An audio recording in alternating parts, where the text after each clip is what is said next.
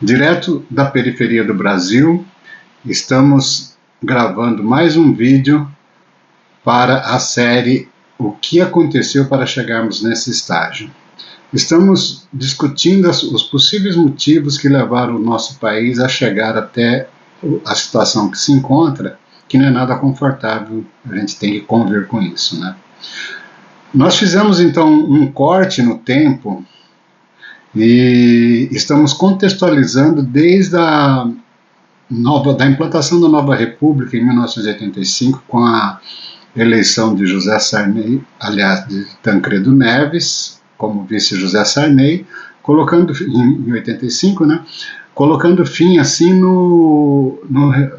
nos governos militares, que duravam desde 1964. Então, Tancredo e Sarney foram os primeiros comandantes civis desde 1964 até 1985. Eles foram os primeiros a inaugurar essa nova era da redemocratização, como dizem as pessoas por aí. Hoje nós vamos começar a falar um pouco sobre os presidentes que houve de 1985 para cá. Como a gente já discutiu nos vídeos anteriores, em 1988 foi promulgada a Constituição atual, né, que o Ulisses Guimarães chamou na época da Constituição Cidadã, né?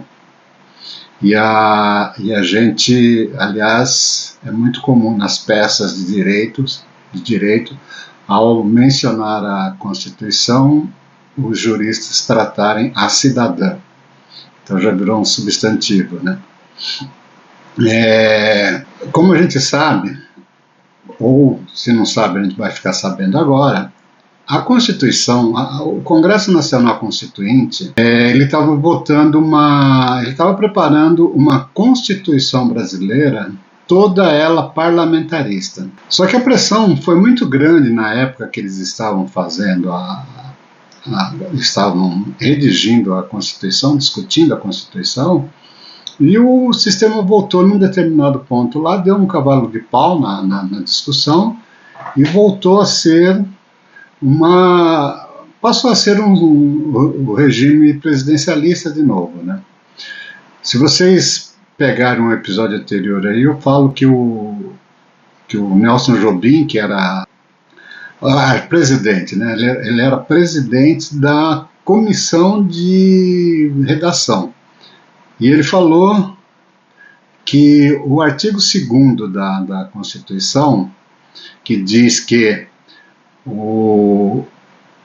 existem 3 poderes harmônicos entre si, independentes, o legislativo, o executivo e o judiciário, esse artigo, que é o artigo 2º da Constituição, não estava presente no texto que foi votado. E a comissão, então, de Constituição, a comissão de redação, que incluiu esse texto lá e ficou valendo esse texto aí. Mas a justificativa dele qual que era? Quando estava discutindo a Constituição, a redação da Constituinte, votando, né, os dispositivos constitucionais, estava se criando uma Constituição para o regime parlamentarista. E no parlamentarismo só tem 2 poderes, é o legislativo e o judiciário. O legislativo, que pega lá alguém lá do legislativo, o maior partido pega e exerce, nomeia, né, ou elege entre eles lá o primeiro-ministro o governo. E por isso esse artigo aí deixou-se para discutir depois, né? E como a Constituição virou uma Constituição presidencialista, o que aconteceu? Aconteceu que esse artigo ficou de fora. Foi essa a justificativa que o Nelson Jobim deu para esse artigo não estar presente quando eles tiveram que incluir. Mas o fato é que a Constituição, ela é toda parlamentarista, mas o regime é presidencialista, a forma de governo é presidencialista. E E com isso aí ficou um negócio meio manco. O presidente da República não tem todos os poderes que precisaria ter no regime presidencialista. O Congresso não tem todos os poderes que teria no regime parlamentarista. E com isso, o que acontece? Com isso acontece que ficou uma Constituição meio híbrida, né? Mas ficou uma Constituição presidencialista. E com isso, em 1989, houve a primeira eleição direta, já sob a égide dessa nova Constituição, da cidadã, como diria o Ulisses Guimarães.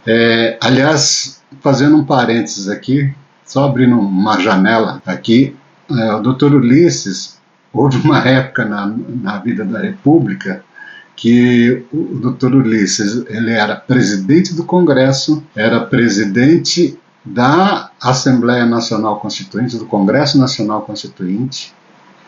Aliás, ele era presidente da Câmara, presidente da Assembleia Nacional Constituinte, do Congresso Nacional Constituinte, e presidente do MDB.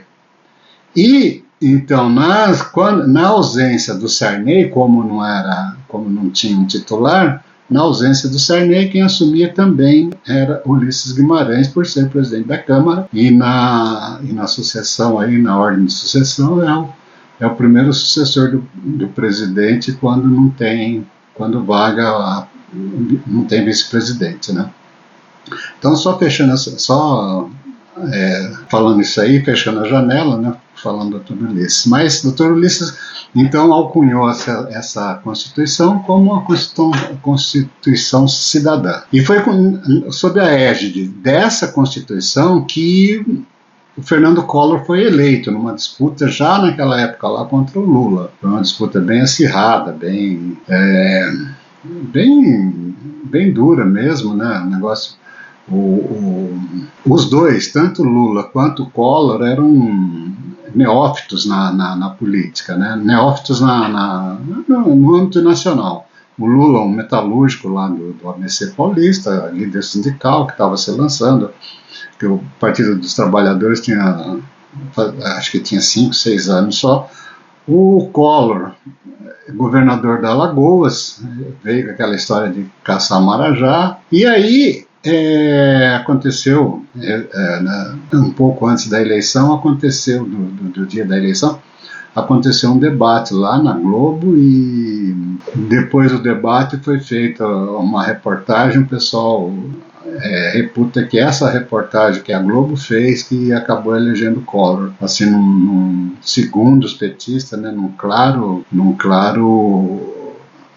parcialidade, né, a favor do Fernando Collor. Mas, enfim, o Collor acabou sendo eleito sob a égide dessa Constituição, presidente, para exercer durante 5 anos, e foi aí que foi o primeiro presidente eleito diretamente desde 1964. Lembrando que os presidentes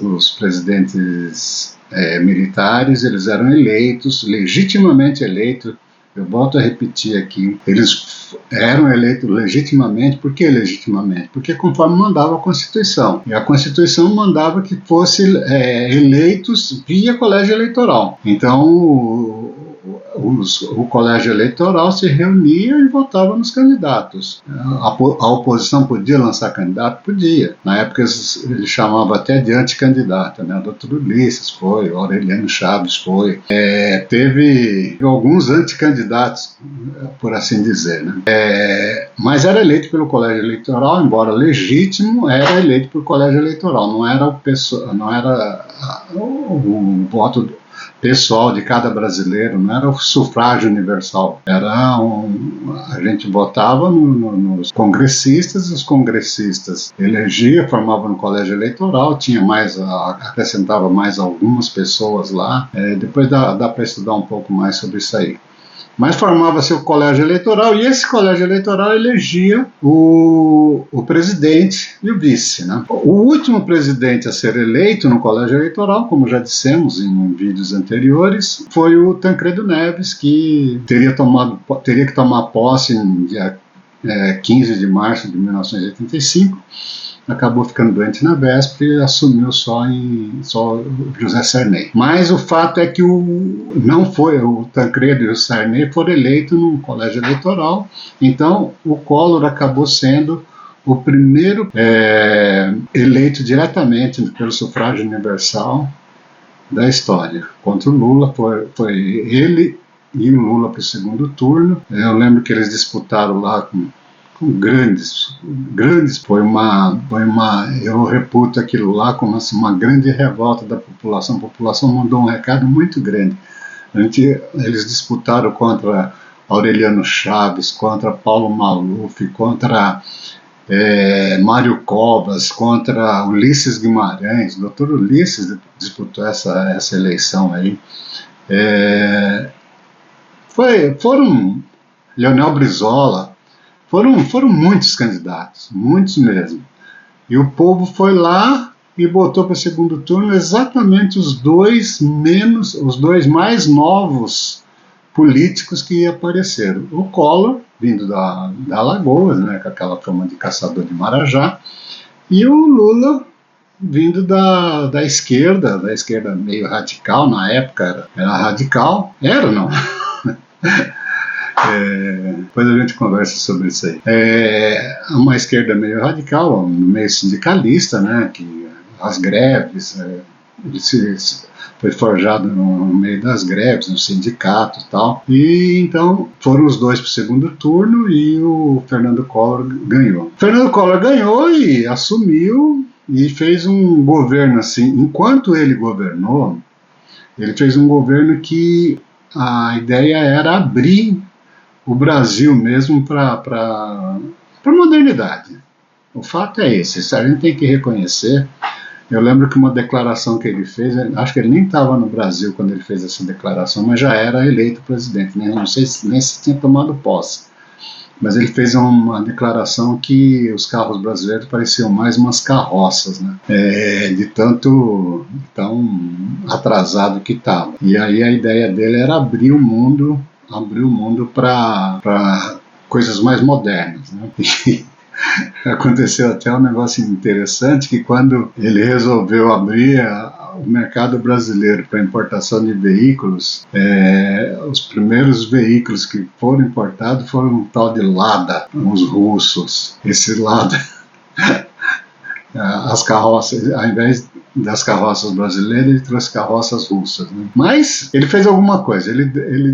A ideia dele era abrir o país, acabar com esse negócio de proteção de mercado, de abrir, fazer uma economia de mercado mesmo. Só que infelizmente tinha a questão política, administrativa política, né? Depois a gente pode discutir um pouco mais sobre isso aí, mas o que levou o impeachment do Collor, o primeiro impeachment dessa época aí, foi o impeachment do Collor, foi uma questão muito mal explicada, que ele acabou sendo empichado, né? E logo depois o Congresso cassou o mandato dele, ele foi empichado, foi mandado embora e assumiu Itamar Franco, que tinha sido eleito vice-presidente na chapa dele.